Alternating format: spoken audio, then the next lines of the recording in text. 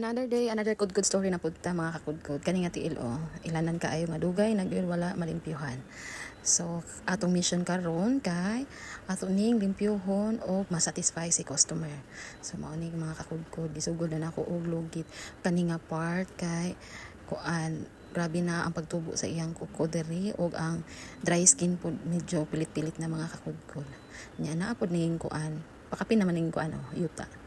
Nya human mga kakudkod kani kay gi anam-anam na nato kuan kudkod ang dry skin. Medyo gahi-gahi na gani mga kakudkod, mao nang kinahanglan ni og pasensya. Dapat kanang dili nimo dali-dalion. Hinahinayon nang jud og kahig ang dry skin kay kadugayan mo kuyog ra gid na siya mga kakudkod. Hangtod sa makuha na nimo sila tanan, then limpyo na siya tan-awon, mawa na ang katul. Kay kaning dry skin mga kakudkod, grabe ang kuan ni, grabe ang katul nga daan.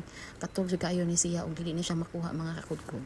Maong isip manicurista mga kakudkod, dapat kuhaon jud nato siya kay mabitaw ni duol ang mga client nato kay para mawala na ang discomfort nga feeling ilang gibati kay tungod ani mga dry skin ug ingrown. So dapat ato sa tarungan natong trabaho kuhaon gid nato ang mga dry skin and ingrown nga nagdaog kakatul sa ilang gibati mga kakudkod.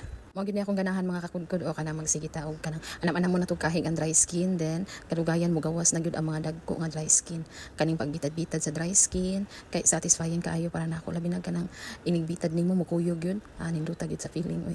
So mao ni mga kakudkod, ubay-ubay gyud ako nakuha diri lang nga part kanila nga part ubay-ubay nga dry skin gyud mga kakudkod, then mao sa daw ni ang part kuan pa ni client, mao ni ang part nga kanang katul kaayo sa iyang pamati.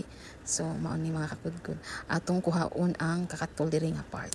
So that's it mga kakudkod. Tiwasa og tan-aw akong video hangtod sa katapusan, then don't forget to follow, like and share.